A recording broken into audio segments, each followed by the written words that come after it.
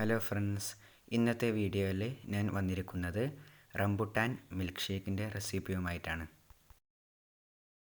റംബുട്ടാൻ്റെ തൊലിയും കുരുവും കളഞ്ഞ ശേഷം ഇതിൻ്റെ പൾപ്പ് ജാറിലേക്ക് ഇട്ട് കൊടുക്കുക.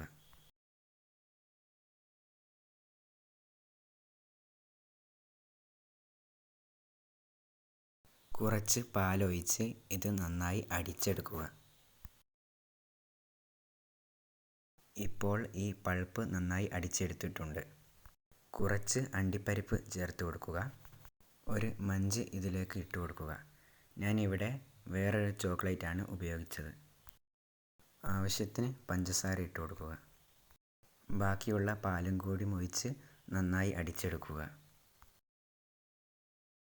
ഇപ്പോൾ നമ്മുടെ റംബുട്ടാൻ മിൽക്ക് ഷേക്ക് ഇവിടെ റെഡി ആയിട്ടുണ്ട്.